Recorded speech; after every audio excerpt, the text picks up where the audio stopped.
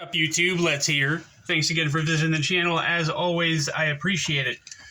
Today we're going to be doing a quick review of this little guy right here, the Vero Engineering Axon.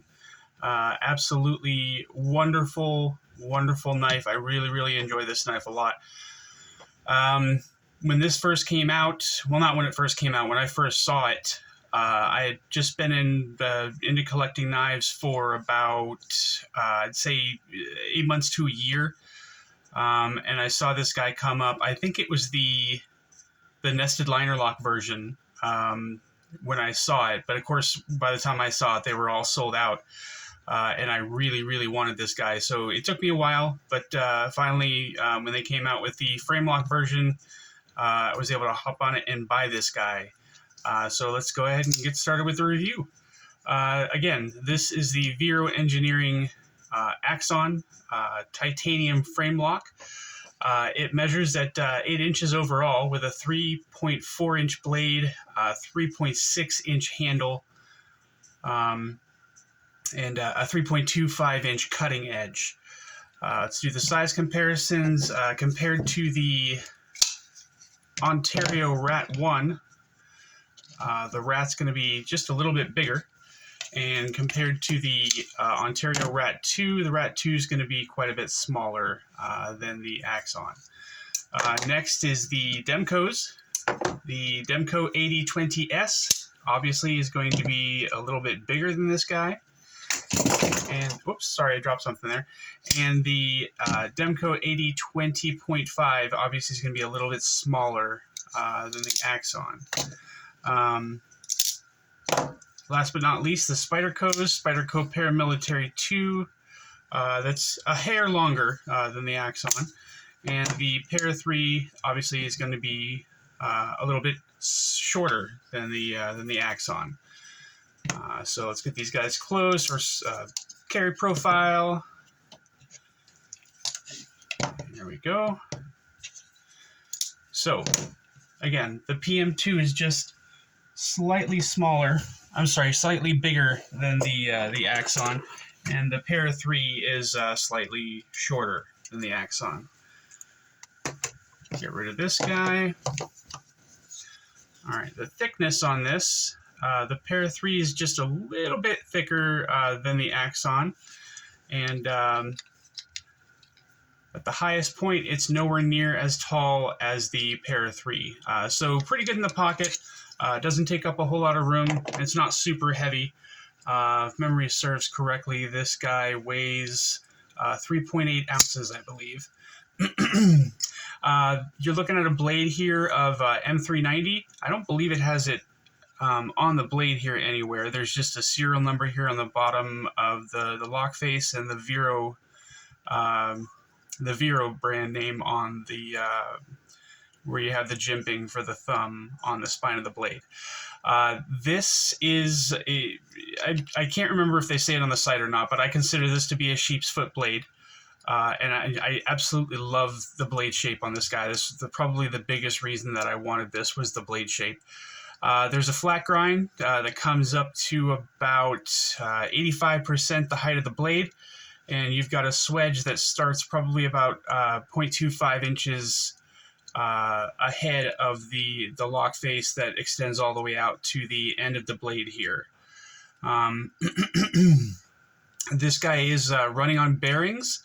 It's very smooth action. Absolutely, I wouldn't say drop shut, but with just a little bit of encouragement, it comes right out. No problem at all with that. The scales here are milled titanium, and you've got some micro milling here, but I won't be able to show you that on the camera because my camera sucks. But again, titanium scales, very long titanium backspacer here, which I appreciate a lot. I don't think if it wasn't there, I don't think you would end up running your finger across the blade if you were holding it, with your fingers on the back of the handle here. So I don't necessarily know that it needs to be that long, but I like a long backspacer. I'm not sure why. It just does it for me, if you know what I'm saying. The hardware here, we've got a T8 screw for the pivot, and it's actually T8 all the way around. All the body screws are T8.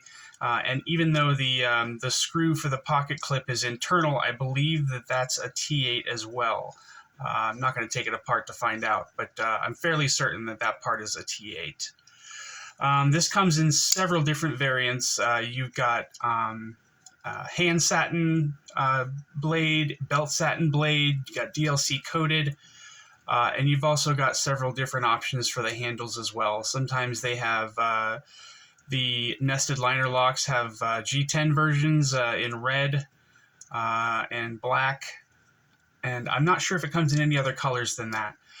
But the titanium versions also come, if you choose, with DLC coatings on the handle scales as well.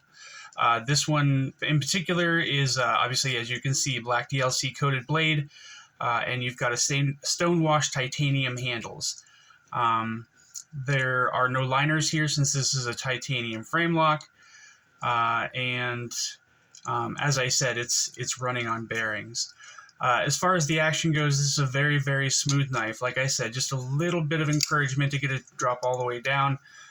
These cutouts here for the thumb and the finger work very well to deploy it, no problem at all.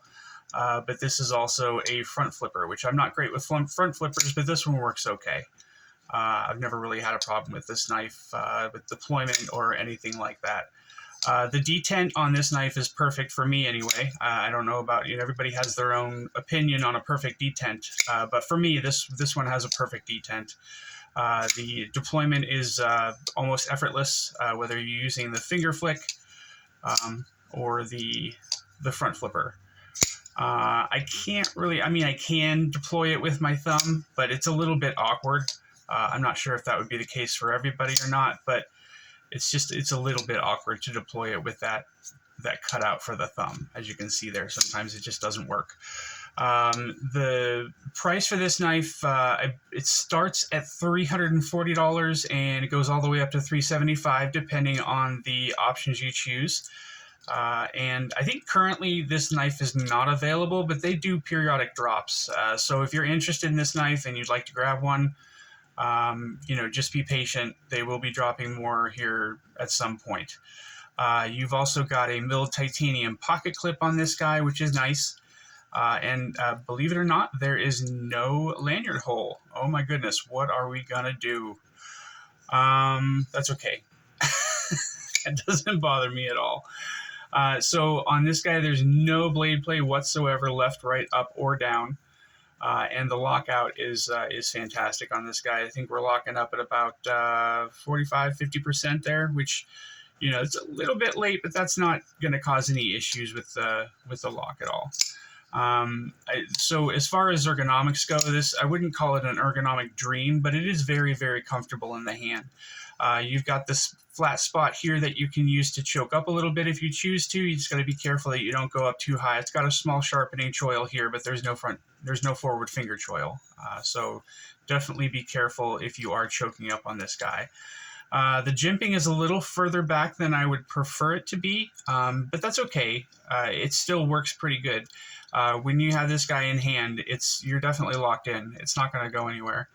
And it is long enough for me to be able to get a full 4-finger grip on it with just a little bit coming out past my pinky here. As far as the disengagement, very, very easy to access that lock bar. It is scalloped ever so slightly. I'm sorry, it is ground down ever so slightly lower than the lock bar. And there's a pretty good amount of scalloping going on here so that you can access that frame lock. There's no lock stick at all on this particular knife. That may not be the case with, if you choose to buy one, that may not be the case with yours, but I've never had any issues with lock stick on mine at all. It is a very fidgety knife, for sure. I play with this thing all the time. I carry it probably maybe once a week, but that's only because I have so many knives and I like to give them each a chance to get in the pocket every once in a while. But this, for a long time, was like pretty close to the top of my list to get one of these guys. So I'm really happy I was able to grab it. There are a few people out there who aren't huge fans of this knife, and hey, that's okay. Everybody has their own preferences, obviously. But for me, this is definitely a good buy. I wouldn't say definitely go out and buy one. because I'm really careful with saying that as much as I possibly can be. But I absolutely love this knife. The straight lines, the cutouts for the fingers to flick it open and closed, the blade profile itself, the ergonomics of the handle. I love everything about this thing. I really, really do. And Joseph Vero is a very nice guy. I've spoken with him on a few different occasions. Just a super, super nice guy. I know they're going to be coming out with the Vero Synapse XL here pretty soon. They said in a month or two they'll be releasing some of those.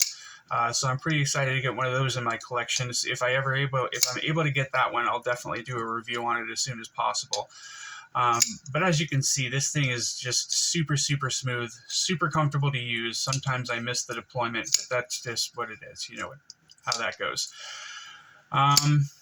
Is there anything else to tell you guys? I don't know. I do have to say, if I'm considering how the nested liner lock would feel, I don't know if I would like it more than the titanium frame lock or more, but I kind of feel like I'd like to get a hold of one just to find out. So, if I ever have a chance to get a hold of the nested liner lock one, I will try that out. And if I like it more than this one, I'll probably buy one of those too. So I think that's it for the review today, guys. I hope you enjoyed the video. And of course, I forgot to say again at the beginning of the video, if this is your first time viewing the channel, thank you for tuning in. I really, really appreciate it. And if you enjoy the content, please like and subscribe. I'd really appreciate that. If you enjoyed this video, please like and subscribe. I would appreciate it.